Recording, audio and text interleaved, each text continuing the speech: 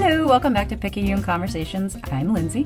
And I'm Calvin. And today we're going to have a little chat about something that we don't have deep expertise in, but it's something that we can, we know enough to be dangerous about it. But maybe just to give I do think we have a level of knowledge about this that will give people kind of a big picture perspective on this that may be helpful as they think about themselves or loved ones or things like that. So what is it that this mystery topic that we're talking about today? That people, of course, can read, I'm sure, in the title of the podcast. Right, we already kind of spoiled that for you. Maybe we shouldn't. We should make it a surprise every time. No, this is from one of our viewers. I won't name names in case she doesn't want me to, but we love you. You know who you are. We're going to be talking about addiction today. Oh, addiction. Okay. Addiction. Yeah, there we go. I'm going to act as if I had no idea that's what we're going to talk about today. Sometimes we don't. So, I mean, maybe a good place to start, it sounds just like a couple minutes ago, you were letting me know that you reached out to a couple colleagues of ours who we love and respect and who are much more, they actually do have a lot of expertise on addictions. And you asked them for some definitions. And I think we got really good definitions from both of them, but one is very comprehensive. And so maybe we can just start with that. So This one is from our friend Jim Holder. Please look him up, and he has an assessment for addictions and a treatment. A face screening, FACE screening. Yeah. It's great. It's online. It's easily accessible. Okay, his definition. Addiction is an attempt to stay in a positive physiological state by using a substance or behavior to avoid the negative feeling state a person has chosen in life. Should I say it again? Yeah, one more time. For dramatic effect? Yeah, of course. Addiction is an attempt to stay in a positive physiological state by using a substance or behavior to avoid the negative feeling state a person has chosen in life.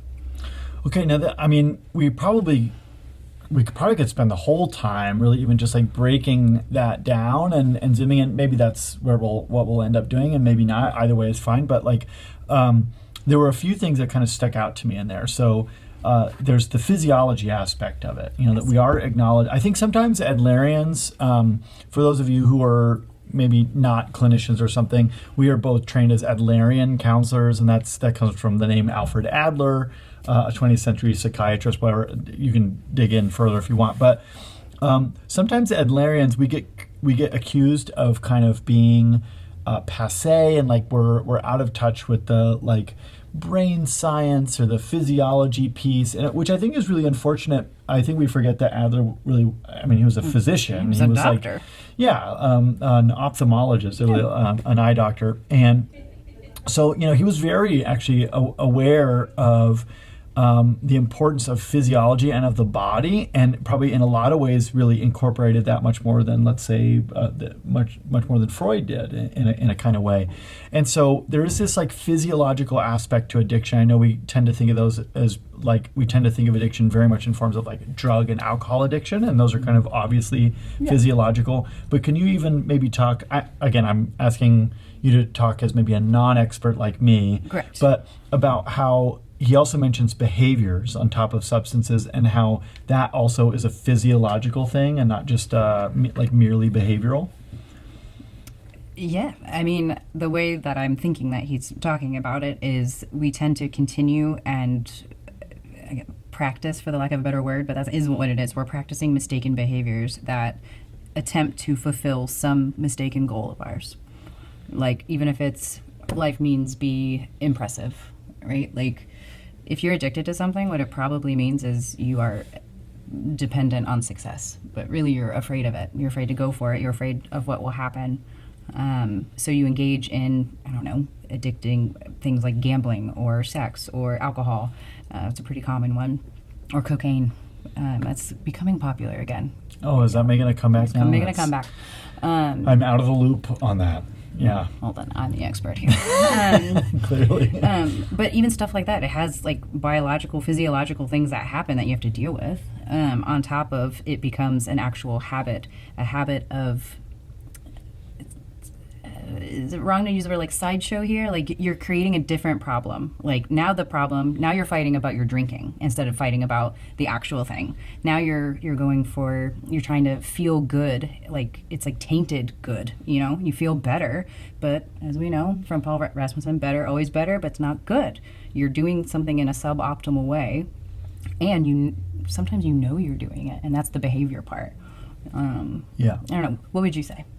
Well, I think we need to remember that I remember Paul Rasmussen making a very unsexy and kind of unromantic comment that I nevertheless believe it to be true, at least on a level of explanation. Okay, I don't think this is a comprehensive expression of who we are as human beings, but I don't think this is inaccurate. He said something to the extent, Paul, if you're watching this, please don't get upset with me if I misquote you, but he said something to the extent of, we basically are just emotion regulation machines, is what we are, you know? And what that is, right, is that, okay, well, I like sit on one butt cheek too long, and there's something in my body that says like, hey, that's not good, right? And I get what we call uncomfortable, and then my body moves. It engages in this movement to accommodate that, and so I shift my weight to the other butt cheek, and blood rushes back in, and then there's this little thing that goes, oh, so much better, right? And that's like this tiny little picture of what we're doing all the time. And so there are behaviors that we can engage in that have these, like what I'm describing there, even just like shifting my weight, onto different butt cheeks, like that's physiological. There are like chemicals that are put out into my body and into my brain that are, part of what's going on. And so if you think about it, right, let's get back to Jim's definition here of like, it's trying to prop up kind of what we would call a felt plus state of that's like the, this is how I want to feel. It's trying to prop that up in order to avoid this felt minus state of like, that's what I really don't want to avoid.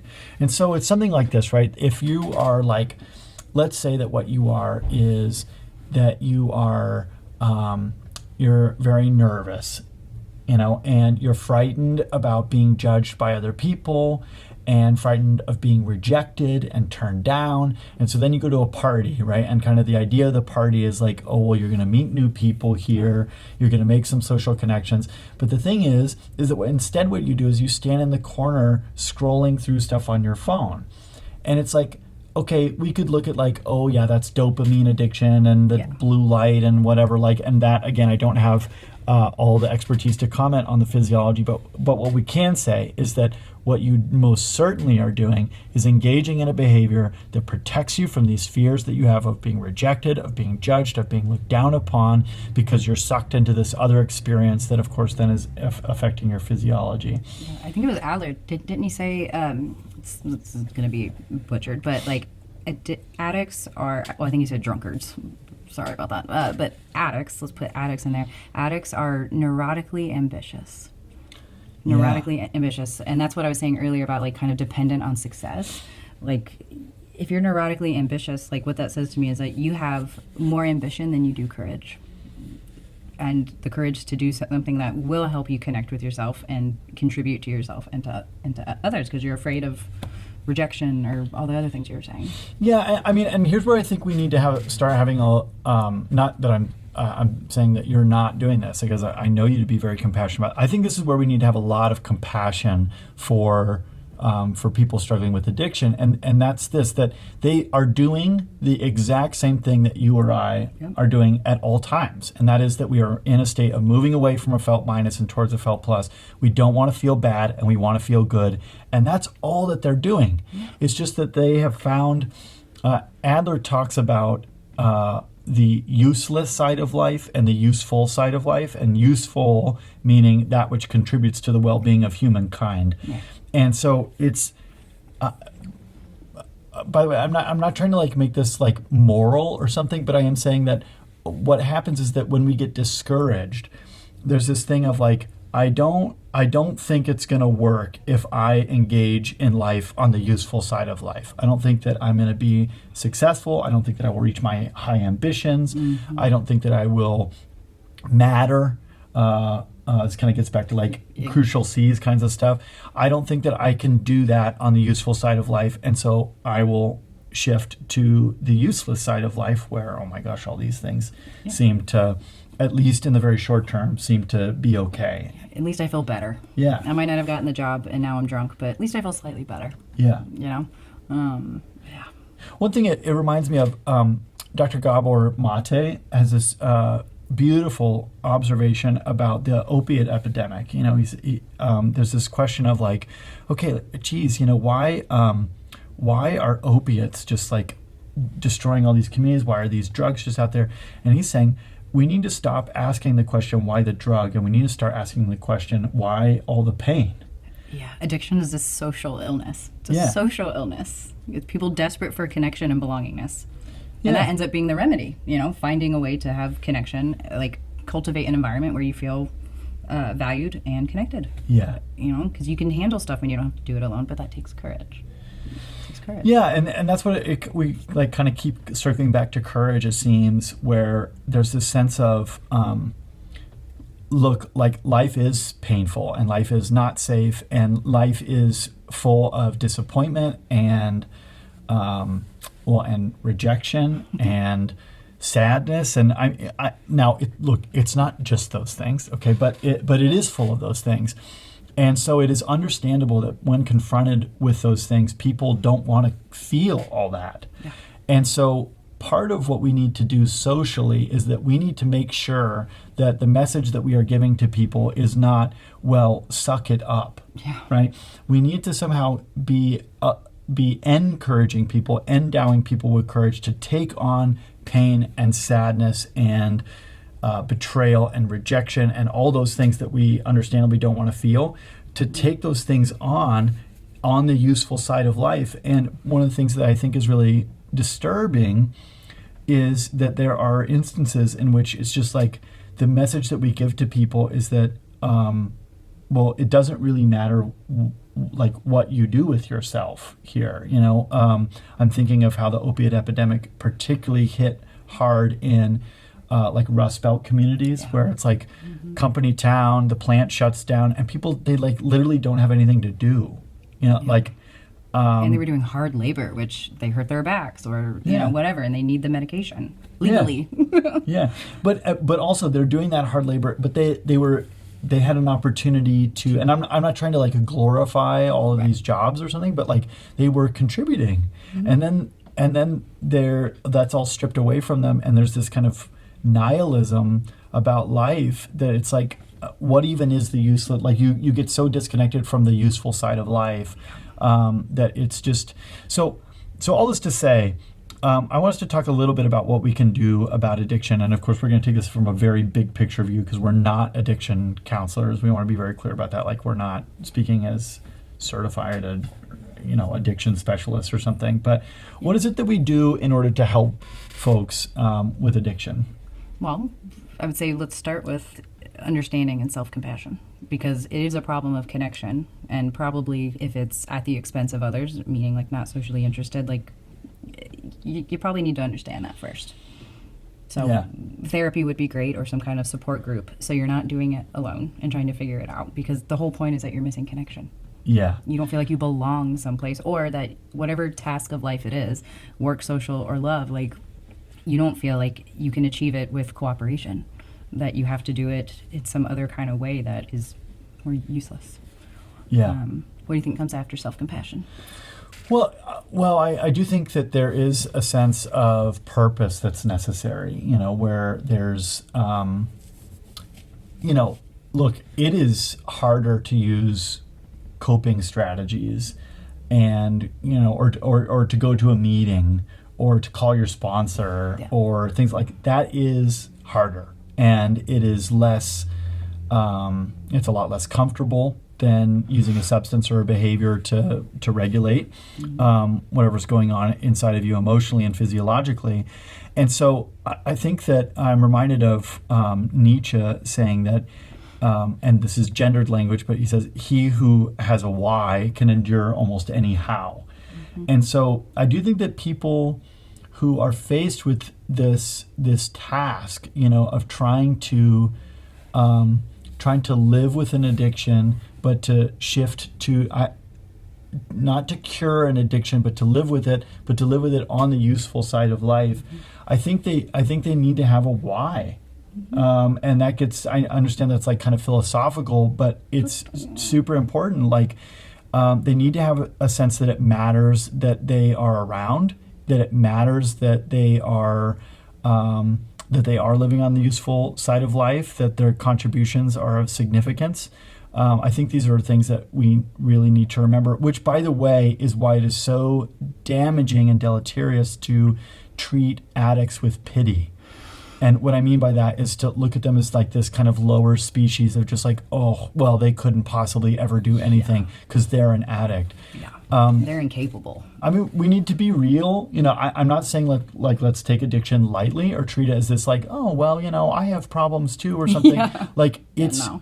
like it's a really serious thing, but also it does not compromise people's ability to make meaningful contributions as human beings. And when we treat addicts as if all that they are good for is to receive addiction counseling or, you know, to live in some, residential treatment center forever. This is a deeply, deeply discouraging thing to, it may come from a good place and a desire to help, but as a deeply harmful thing. You're basically validating that they are incapable of doing what they think they can do. Yeah. It reminds me of Bubs on The Wire. Like when did he start really doing better? Spoiler. But like when did he really start doing better? When he started like helping out at the what do you call like a soup kitchen or something? Like he was contributing. He was just washing dishes. Yeah. But like he started to come around and like really see himself as contributing something. And it's a great example of that. I'm even thinking of our keynote address at our South Carolina Adlerian conference that we just had. From this really incredible woman here in Greenville named Deb Moore, who did probably 20, 30 years of work with our unhoused population here in Greenville. And she, I think the title, I may slightly misquote the title of her talk, but it was Making Helpers of the Helped, something like that, or making servants of the served. And I know like making servants, I get that's maybe like, but the idea of it, right, is not treating unhoused people as if they just exist to be pitied and to have resources showered on them by wealthy, privileged people, but that they also have something to offer that is of significance, that is not of lesser significance. They have stories, they have abilities, they can lend a hand. And it was cool to hear her talk about how in so many of these people's lives, it is when they were offered an opportunity or took, in some instances, an opportunity to help other people, that is actually what started actually moving their recovery forward. Yeah, it brings you back to life. Yeah. To engage with other people like that and to give something back. Yeah. Yeah. Final thoughts about addiction that we might want to share for folks. Well, we did not forget, but like we didn't mention that there are obviously like physiological things that happen. Like if you're trying to withdraw, trying to not use, there's going to be withdrawal symptoms like the DTs and all of that. And like if you do cocaine, a certain way, like it disrupts the cartilage in your nose. There's going to be certain things like that. And I don't want us to like obviously that has to be part of like the initial treatment, because like if you're not doing well physiologically, like therapy's not going to. Yeah. Well, and this gets back to it's like holistic care, right? Like we think of the mind and the body and the soul as these separate things. And that's really, over the course of human history, like that's a pretty bizarre idea. If we think about, that's kind of like well, now I'm going to get into other territory that I'm not an expert in, but it feels like kind of like a modernist Enlightenment era idea of, we're going to separate these things out. It's why, by the way, I resent it when people talk about addiction as being purely physiological. It's like, no, but our physiology, like our mind is not separate from our physiology. Our soul is not separate from our physiology. And so let's not make it, but in the same way, we would not want to make addiction simply a psychological or an emotional thing. There's a holistic reality to our behavior as human beings, and addiction is no exception to that. And this is why we need to think of this also. And sorry, last thing I'll say here is that in the same way that it's a false idea to separate mind, body, soul, all those things, it's also a false idea to separate a person from the human community. Yeah. And really, like, this is going to sound really new agey, but like the cosmos, like this is like a system, and you can't exist not in the system. And there's a reality of like, this is sociological, it is political, it is socioeconomic, it is psychological, it's physiological, it's cultural, it's all of these things. And so all those things need to be part, if those things are part of the problem, they also need to be part of the solution. You articulated what I was trying to do. Brought it all together. I appreciate that. Here we go. I had to say, sometimes we have DTs, and I just want to make sure that we touched on that. But I'm trying to think of anything we missed. Well, I mean, this is why we have these little conversations. Yeah, this is why we are doing this anyways, is because we get into these conversations and we're like, we really should just press record before we have them. It's true. So, anyways, for those of you out there, we hope that this has been a little bit helpful, giving you a way to think about addiction. Again, maybe for yourself, maybe for loved ones, maybe for just society in general. So as always, we'll put in a little bit of information in the description about how to reach us if you have questions, if you have a suggestion for an episode that we could do. That's the whole reason we did this one today. Leave us a little suggestion, and we'll do what we can to accommodate. So thank you very much. Bye. We'll see you next time. Bye.